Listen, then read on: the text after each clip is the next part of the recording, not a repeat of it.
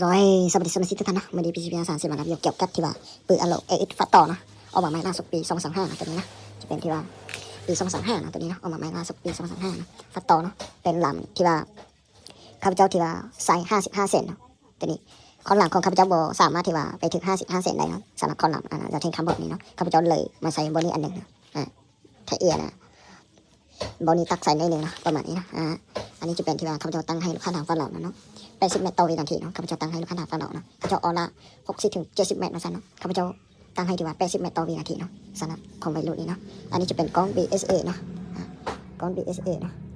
กล้อง BSA ตัวเกรด A คนจีนนี้ข้าพเจ้าให้ประกันให้ที่ว่า6 เดือนเนาะทางงานข้าพเจ้าให้ประกันให้6 เดือนเนาะข้าพเจ้าก่อนเลยให้ประกันให้6 เดือนเนาะประมาณนี้เนาะอีกฟัดต่อเนาะอีกฟัดต่อเนาะสุเฟมันจะดันเดิมไปนี่แหละนะไอ้นี่สามารถโถดได้เนาะปืนบอลนี่ที่ว่าค่อนข้างยาวเนาะ55 เซนติเมตรเนาะหลังนี้เนาะที่ว่าค่อนข้างยาวข้าพเจ้าใส่ที่ว่าจะเทบคำบอกเนาะตัวนี้เนาะจะได้คำบอกนะประมาณนี้เลยนะจะเทปืนบอลนี่ที่ว่านัก3.5 กิโลเนาะ3.5 กิโลเนาะที่ว่าเบาเนาะปืนที่ข้าพเจ้าประกอบนี่เนาะขนาดหลามยาวที่ว่า55 เซนเนาะถ้าว่าเอาหลามที่ว่า40 เซนติเมตรนี่ตกอยู่ประมาณ2.9เนาะ2.9เนาะประมาณนี้นะเพราะว่าหลามนี่ที่ว่าค่อนข้างหนักเนาะเพราะหลามยาวเนาะปี16เนาะตัวนี้เนาะหลามตัวนี้เนาะทางนี้จะเป็นทางคาร์บอนเนาะทางคาร์บอน0.5เนาะตัวนี้เนาะสำหรับที่ว่าไทยนี่ก็สามารถโทรเข้าโทรออกได้สบายเนาะสำหรับฟัดต่อนี่เนาะไทยโทรที่ว่าออกเก็บเสียงได้เนาะเก็บเสียงนี่ออกได้เนาะเก็บเสียงคาร์บอนหรือว่าเก็บเสียงคาร์บอนนี่ที่ว่าเป็นเกี่ยวซีเซตได้ข้าพเจ้าว่าล้วนหน้าเนาะเป็นเกี่ยวซีเซตเนาะมันบ่แม่นเกี่ยวอีโดเนาะอันนี้จะเป็นที่ว่าเก็บเสียงคาร์บอนจะเป็นเกี่ยวซีเซตกรณีถ้าไปกลืนเกี่ยวอีโดนี่บ่เท่ากันเนาะให้เกี่ยวให้ที่ว่ากลืนเป็นเกี่ยวซีเซตเนาะมันจะถือกันเนาะถ้ากรณีว่ากลืนที่ว่าเกี่ยวอีโดนี่บ่ถือกัน 100% อยู่แล้วเนาะสำหรับที่ผู้ใดซื้อเก็บเสียงไปเนาะส่วนไล่ทางฝั่งเรามาซื้อไปใส่กับปืนแวนเนาะสำหรับ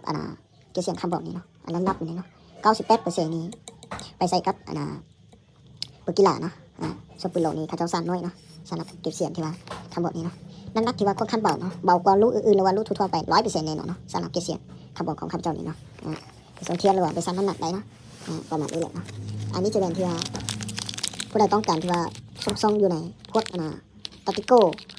ฟัตตอท็อปเอซูเปอร์เอ็กนะสามารถทำหาได้เนาะมันจะมีเนาะบล็อกเกาะอย่างต่างๆกองไก่อย่างต่างๆเนาะผู้ใดสนใจสามารถทำหาได้เนาะมีไข่เย็ดแล้วเนาะปัจจุบันนะไข่นี่ก็สามารถไข่เย็ดได้เนาะข้าพเจ้าไข่เย็ดให้เลยเนาะมือหนึ่ง100%เนาะผู้ใดต้องการสามารถทำหาได้เนาะบ่มีจำนวนหลายเนาะสำหรับลอซอโมวิอาบ่เป็นลอซอโมวิอาเนาะอันนี้จะเป็นลอซอโตมาครับเบาเนาะข้าพเจ้าไข่ที่ว่าเป็ดอ่านต่อที่ว่า150,000 กิกเนาะ150,000 กิกต่อเป็ดอ่านต่อมีสุกเนาะข้าพเจ้าว่าอยู่ในราคานี้เลยเนาะผู้ใดต้องการสามารถทำหาได้เนาะอันนี้จะเป็นลอซอที่ว่าธรรมดาโตมา9 วัตต์เนาะตัวนี้จะเป็นลอซอของ MC เนาะเป็นลอซอที่ว่าเกเอ100%เนาะตัวนี้นะข้าพเจ้าใส่ในกล่องให้เลยเนาะสำหรับเกเอนี่ราคาที่ว่าค่อนข้างที่ว่ายาสูงเนาะรับประกันให้1 ปีเนาะสำหรับเกบีนี่ข้าพเจ้าบ่รับประกันเนาะข้าพเจ้าขายราคาที่ว่า50,000 กิกเนาะสำหรับเกบีนี่เนาะบ่มีจำนวนหลายเนาะมี2 อันเนาะ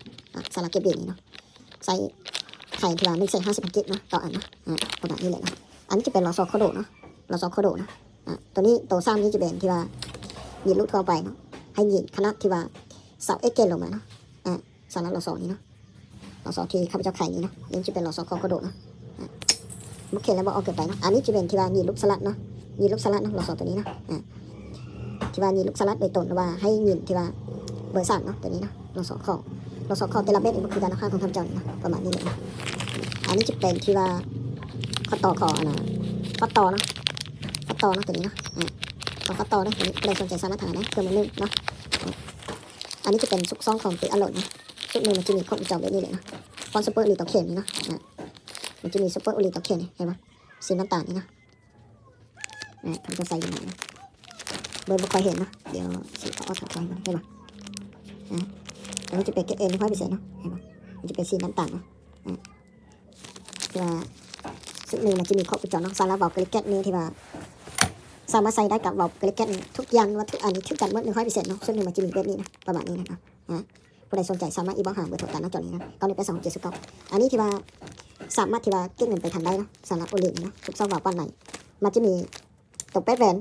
10 แหวน12 แหวนเนาะมันคือการเนาะซุกซ่อนนี่เนาะ ผู้ใดต้องการจับเหรียญสามารถอีบอกหาได้เนาะบอกกระดิ่งปัจจุบันนี้อยู่ประเทศเวียดนามมันจะมีตัว8เหรียญ10เหรียญแล้วก็12เหรียญเนาะตัวมา9ของงานนี้เนาะผู้ใดจะได้จับเหรียญสามารถอีบอกหาได้เนาะเพราะว่าโอลีแต่ละรุ่นมันคือกันเนาะเราสอบก็สามารถหาได้เนาะ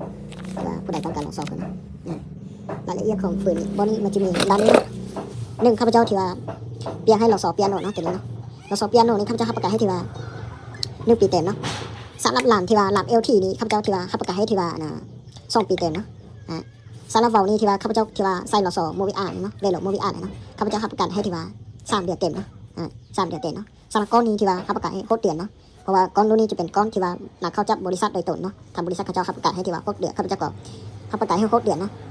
สำหรับก้อน BSA ในปัจจุบันนี้ตกของก๊อกนี้มีไล่เนาะสังเกตเบอร์ให้ดีๆเนาะข้าพเจ้าเคยมาให้ไล่คลิปเลยเนาะเกี่ยวกับวิดีโออย่างต่างๆเนาะถ้าวันนั้นเข้าเจ้าของงานโดยตรงข้าเจ้าประกาศให้อยู่เนาะ6 เดือน6 เดือนนะสำหรับก้อนนี้เนาะ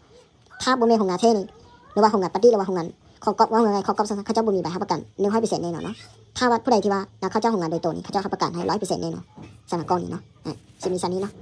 สำหรับปืนบอลนี้เนาะผู้ใดอยากถามเกี่ยวกับปืนอโลสามารถอีบอกหาเบอร์โทรตามหน้าจอนี้นะ9182 709นะเบอร์โทรและเบอร์แอดและเบอร์เดียวกันเนาะข้าพเจ้าที่ว่าประกอบตามที่ว่าลูกค้าสั่งสำหรับปืนอโลนี้เนาะถึงมื้อนี้เนาะลูกค้ามาได้ใดข้าพเจ้าประกอบตามตัวนั้นเนาะ